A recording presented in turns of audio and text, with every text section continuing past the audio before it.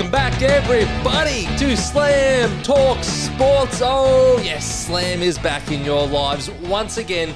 It's been a hell of an off-season, but finally, it is time. I saw the bat light cascading across the city skyline of Melbourne. I heard the calls in all your ears. Where is Slam? Where is this guy to give me bad NFL and AFL tips? Where has he gone? Well, I'm right back in front of you. You can see me right now on YouTube, or if you're listening on Spotify and Apple Podcasts, Slam, I am back again.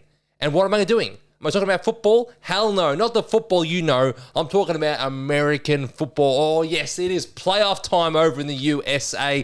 The NFL playoffs get underway Sunday, 8:30, our time here in Australia. There is 6 big games, 2 on Sunday, 3 on Monday, and 1 on Tuesday. Oh, yes, it is a huge, huge weekend for the NFL. Probably my favorite weekend of the year. But before we get stuck into my favorite tips and predictions for this weekend's action, a little bit of housekeeping. You know where to find me, and if you don't, now you do. It is Slam Talk Sports on TikTok, on Instagram, and on X/Twitter. Don't know what they call it these days. I still call it Twitter because I was born in 1993, but they call it X, and it is Slam Talk Sports across all the socials. And importantly, if this is the first time you're watching or listening, welcome aboard. Where have you been for the last 12 months? It doesn't matter. It's great to have you with us right now. But I must stress, please like and subscribe to the YouTube channel. And also hit that little bell, that little ding if you see it, because that means every time I produce a new podcast or show or any form of content, you will know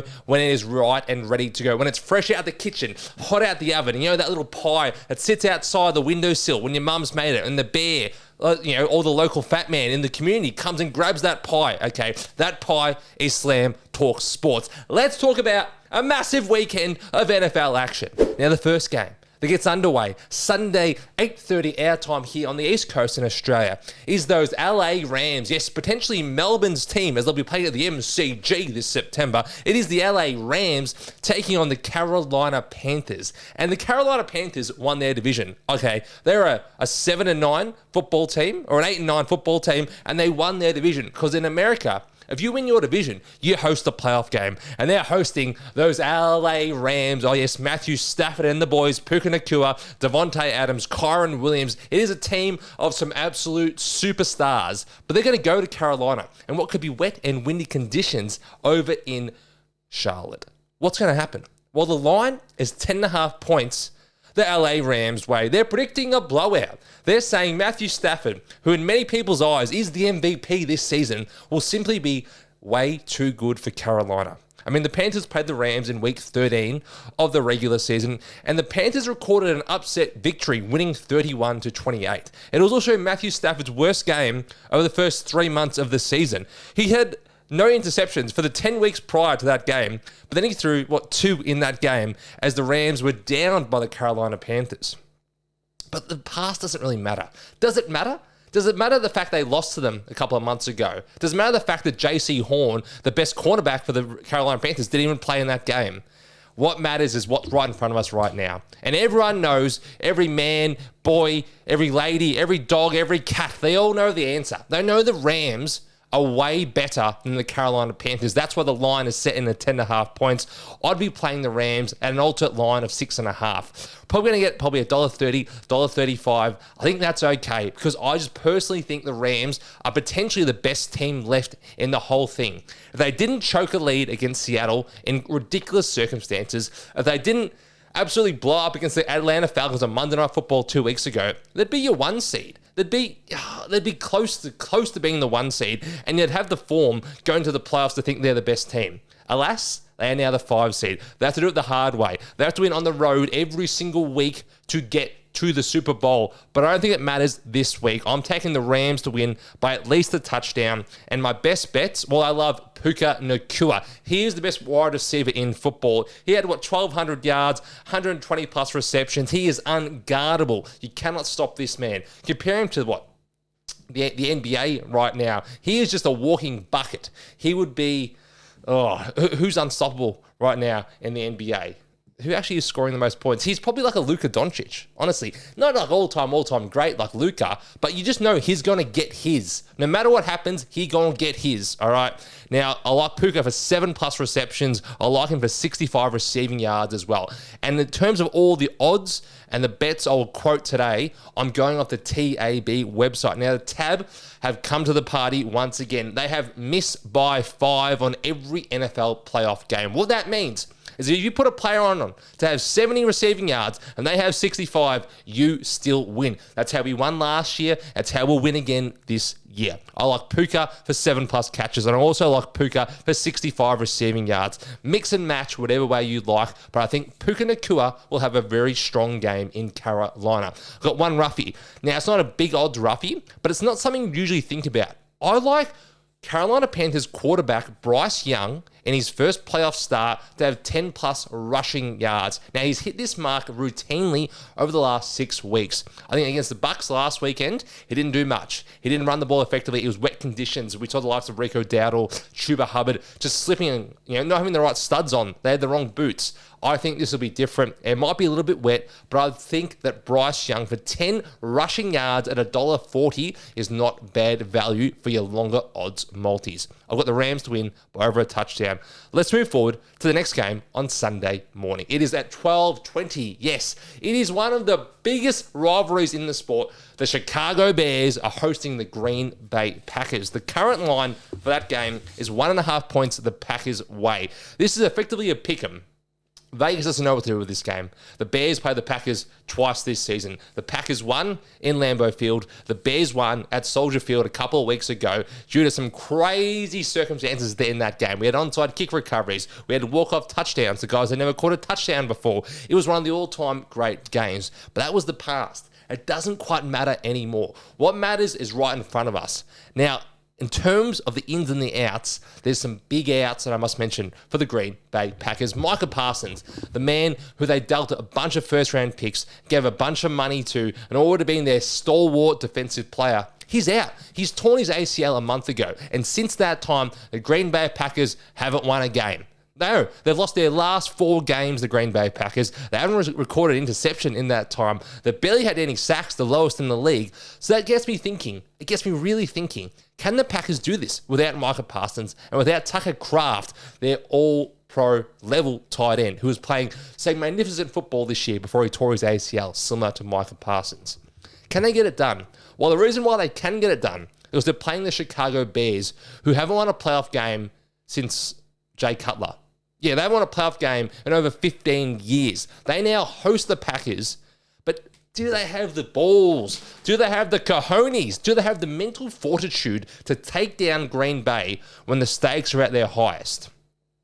Keeping in mind, this is only their 3rd ever playoff matchup together. These are the 2 most historic or oldest franchises in the sport. This would be of like Geelong played Essendon in a final, or Richmond played Carlton in a final, but they've only played each other in 3 finals ever. And you know what happened last time, back in 2011. The Green Bay Packers took down the Chicago Bears in the NFC title game as Aaron Rodgers marched towards his one and only Super Bowl ring. And as you can see on YouTube, I am sweating my absolute guts off right now because it is 43 degrees here in Melbourne, Victoria, Australia. But that won't stop me talking about an elite NFC playoff matchup. I see the Bears as having a healthier squad and a team that is built for the conditions of a January game at Soldier Field. The Bears' rushing attack, I'm talking DeAndre Swift and Kyle Manungai, absolute beast, and they are running at over 4.5 yards per carry.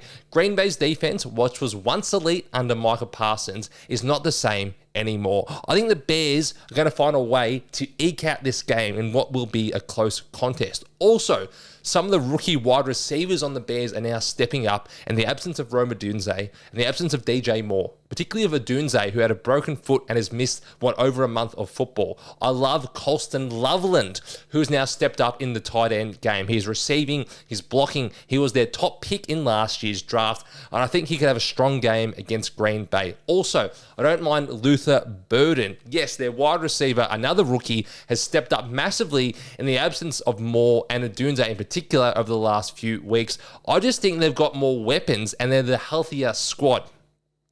Also, The Chicago Bears haven't taken a lot of sacks. So you look at it now as, can they keep a clean pocket for Caleb Williams, their number 1 draft pick quarterback? If they can do that, it will go a long, long way to winning this game. They've only considered 24 sacks this season, the Chicago Bears, and they have 2 all-pro level linemen in Joe Thuney, the former New England Patriot, and another man whose name escapes me right now. But they have a great offensive line. They've got a great head coach in Ben Johnson. They've got a decent defense, number 1 in takeaways. Not a stonewall, stringent defense, really, really miserly. It's not like that. But they make big plays. They're opportunistic, as we saw a couple weeks ago against the San Francisco 49ers. They gave up 45 points, but the defense scored early in the game. They can find ways to make plays without being a strong defense. So I'm taking the Bears to win by a field goal. I think it's going to be a field goal-like game. My best bets for the game, I love DeAndre Swift for 40-plus rushing yards.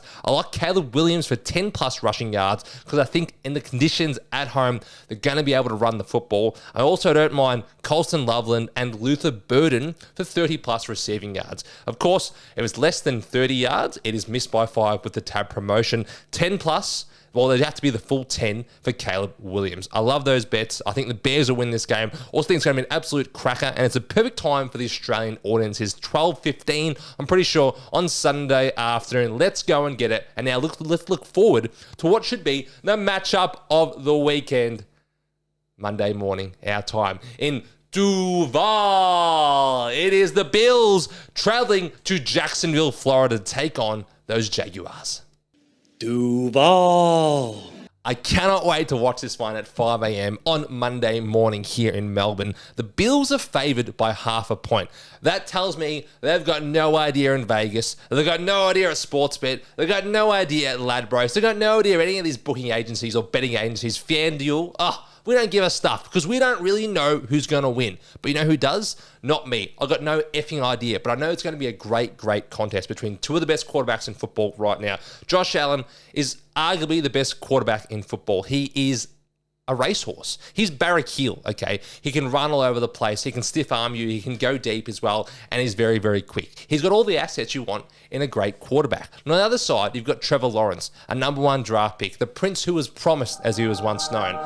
He had not delivered on any of those promises for a very long period of time. He has 1 playoff win against Justin Herbert in amongst a somewhat up and down career for such a young, distinguished quarterback. But over the last 3 months, he has been lights out. Ever since that game against Arizona where they kind of just fell over the line, they've got 1 loss. And they've beaten good teams along the way. They went over to Denver, a team that hadn't lost for about 3 months, and slapped them around on their home turf. The Jags are 7-2 at home this season. They've scored 25 plus in 9 of their last 10 games. And most importantly, the thing I look to the most, they have the best run defense in football. They only allow about 80 rushing yards per game. Why is that important? Well, against the Buffalo Bills, that is their trump card. That is their ace in the hole. That's what makes them pretty damn special because they've got James Cook at running back in Buffalo. And he had 1,200 yards across the season when he led the rushing title. He had 12 touchdowns as well.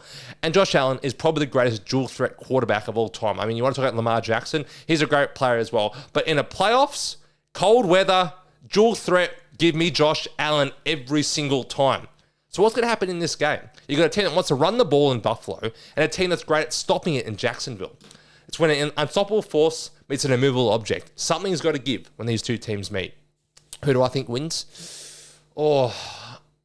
I find it impossible to predict this game. It's the toughest one of the weekend, but I'm going with Jacksonville. 1, home ground advantage, and 2, what I just said, their run defense. If they can stop the running attack, the rushing attack, that big, strong bodies of the Buffalo Bills offensive line, which is ranked number 1 in the league, if they can stop them doing what they want at the line of scrimmage, the Jags will win this game. And they could potentially win the whole thing. I think they've got that much talent on both sides of the football. This is all without Travis Hunter, who is the number 4 draft pick, okay? They've got number 4 draft pick? He was up in the top 5, I know that for certain.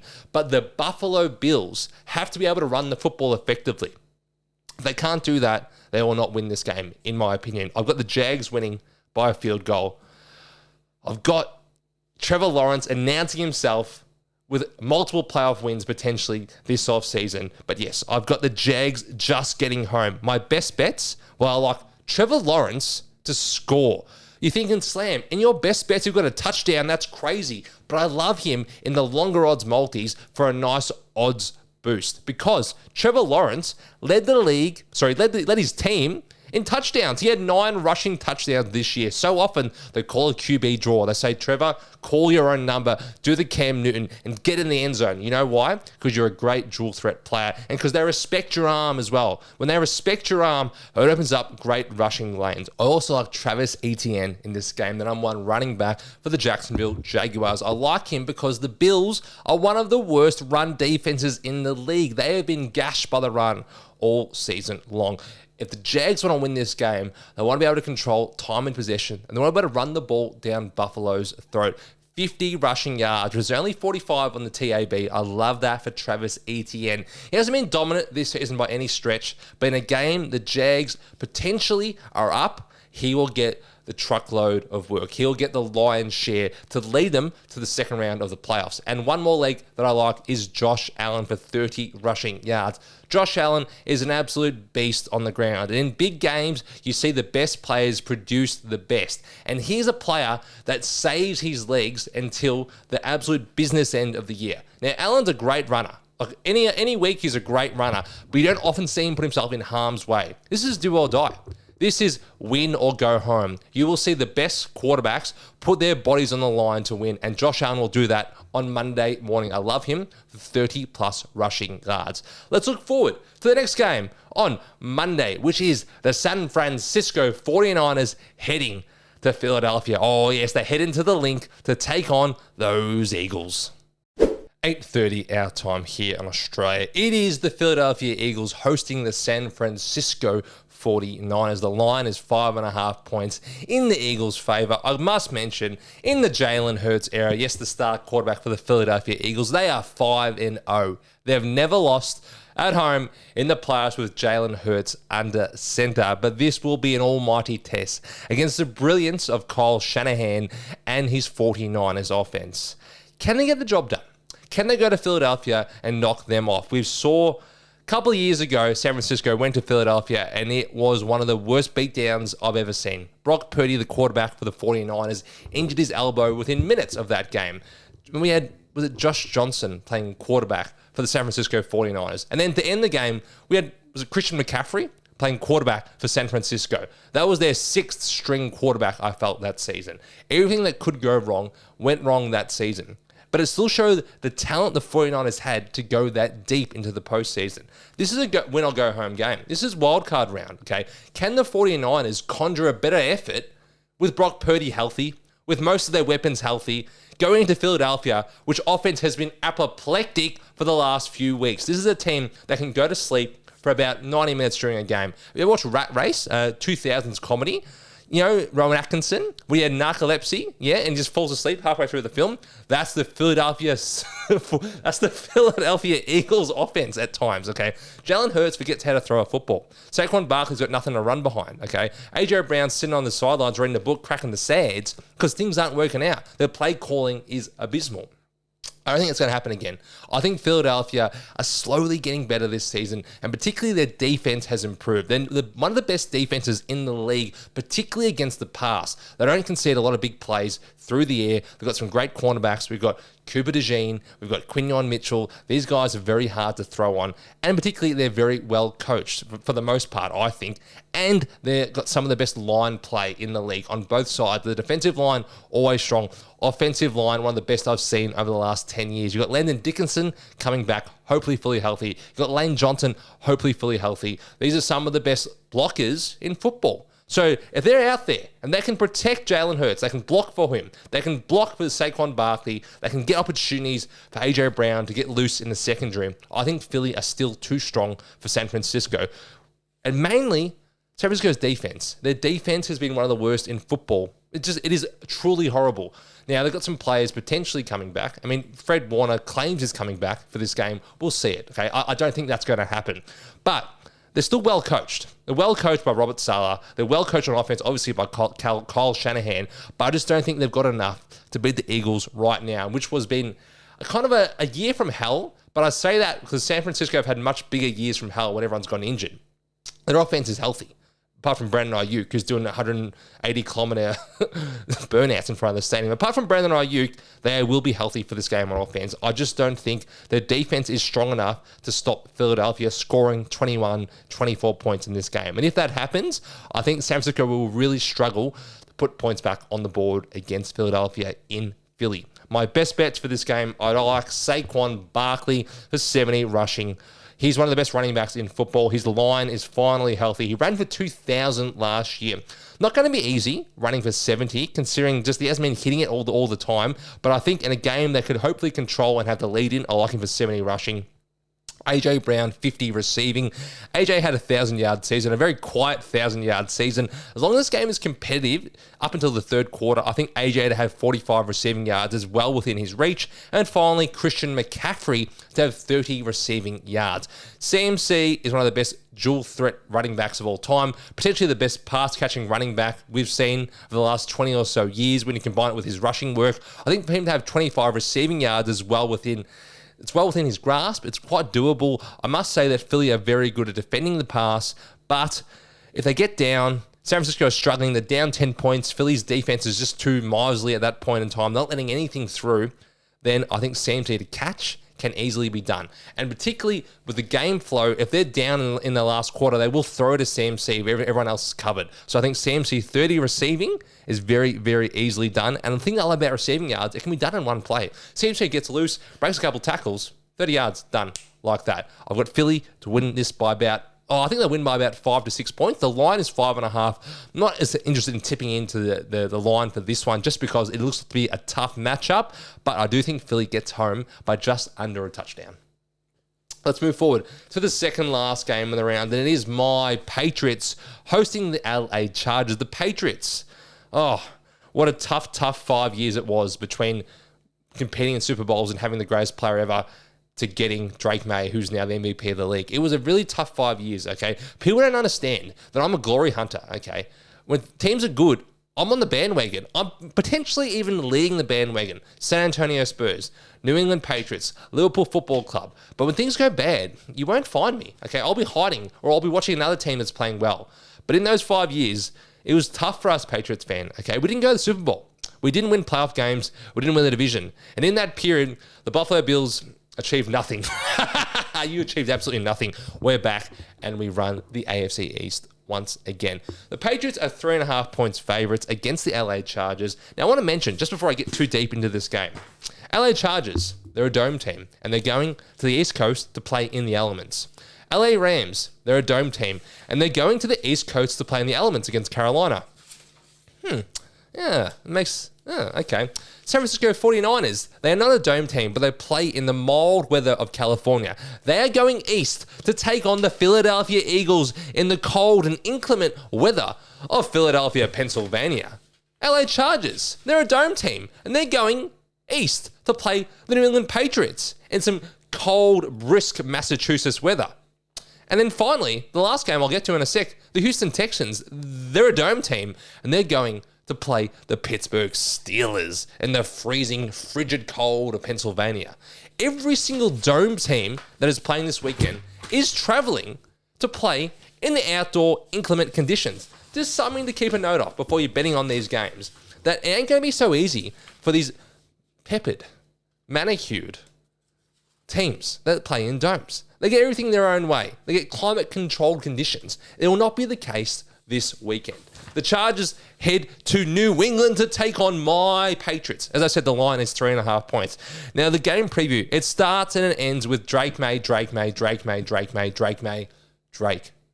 best player in football this year. One of the rare unicorns I've ever witnessed. He leads the league in yards per attempt. He leads the league in completion percentage. He leads the league in capturing my heart. It's been an absolute joy watching Drake May play this year. But it all boils down to, do you believe in Drake May? Chargers arguably have a better roster. Chargers arguably have a better coach. Chargers have maybe a slightly worse quarterback, depends which way you're leaning, because Justin Herbert is an absolute star. But do you believe in Drake May and his ability to lead this New England Patriots team deep into the postseason once again? It's his first playoff game.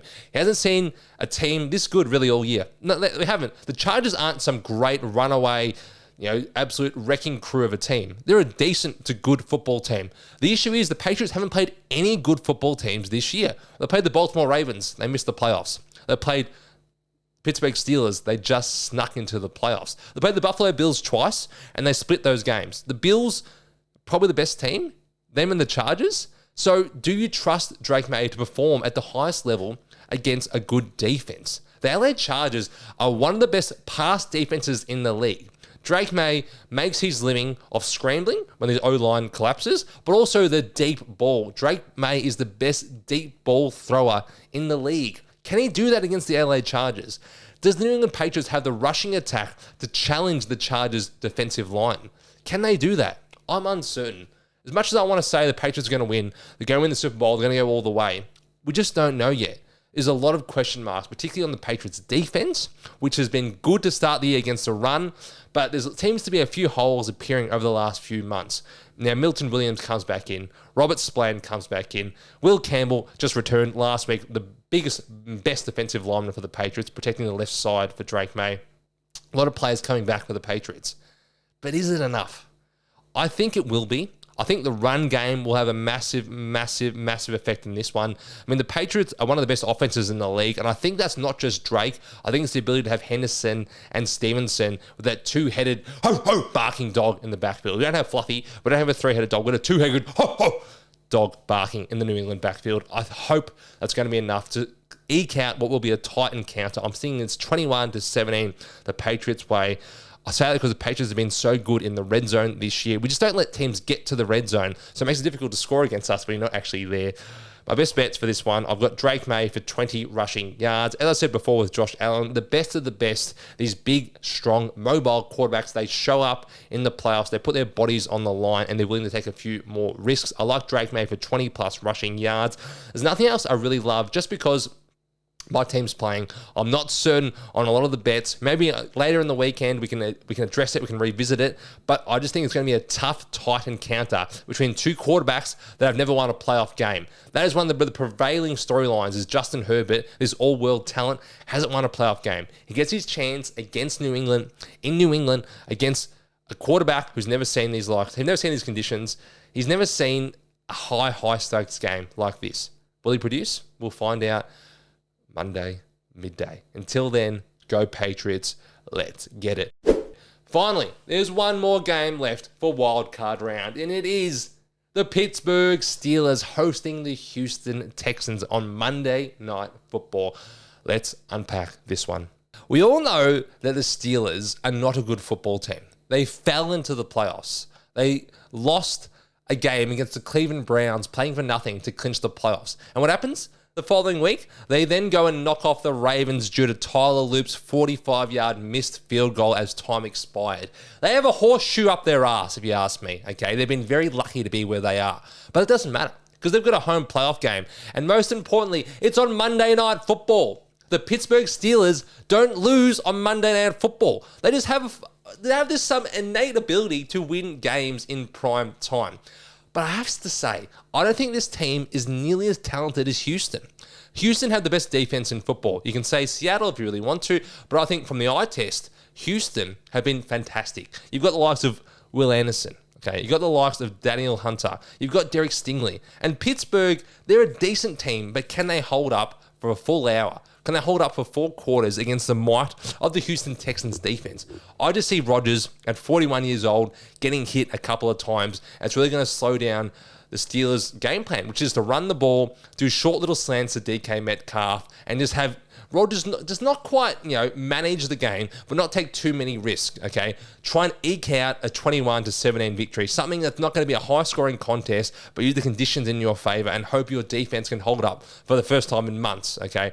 My issue would be, is can they protect Rodgers for long enough? Because I know how strong Houston's defense is. And on the flip side, Houston, they've won playoff games. Now, they've won them at home.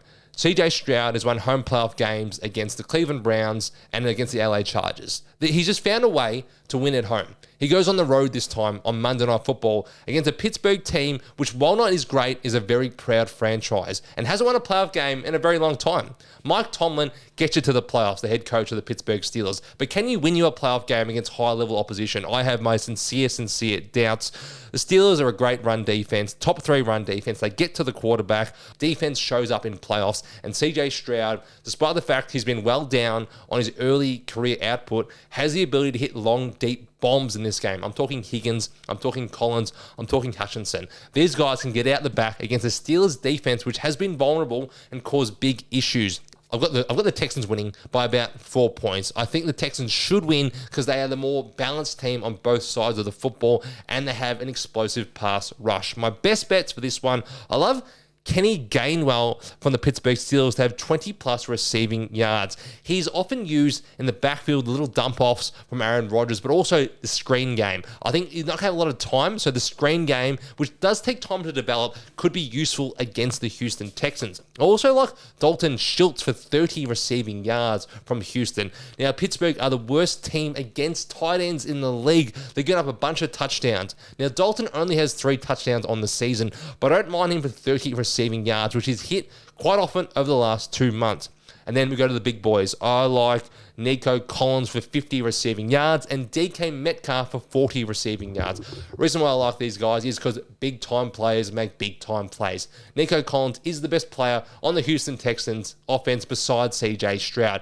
He will be relied upon in a big game like this. Now, he might draw the likes of Darius Slay or Jalen Ramsey, but anyone that's watched football this year knows that Darius Slay and Jalen Ramsey are not difference makers on the defensive end. They just aren't anymore. So I think Nico Collins can beat them in single coverage. Whatever coverage I throw at him, he's going to find a way to get open. And also DK Metcalf. He's the number 1 receiver by far on this Pittsburgh Steelers team. They've missed him sorely over the last 2 weeks.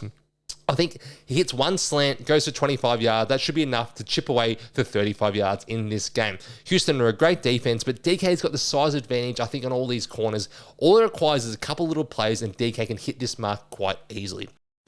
That is my official preview for NFL Wild Card Weekend. Hope you all enjoyed it, and I hope you've made plans to sit on the couch or go to your friend's house and watch football all damn weekend. It starts Sunday 8:30. It will finish about Monday 4 o'clock. That whole time you can watch football pretty much non-stop. It'll be a delight. It's my favourite sporting weekend of the year outside the first week of finals of AFL, of course. But until then, enjoy it all. I'll post all my tips and slips on Twitter and Instagram. That's where you can find me at Slam Talk Sports. Enjoy the weekend, everybody. I'm so thankful to be back. Hope you'll enjoy this. Don't forget to like, rate, and subscribe, of course, if you're watching on YouTube or on Spotify and Apple Podcasts. You know where to find me. Until then, this was Slam. Let's go enjoy some football. Let's win some bets and go Pats. It is time for another premiership, time for another championship. It has been far too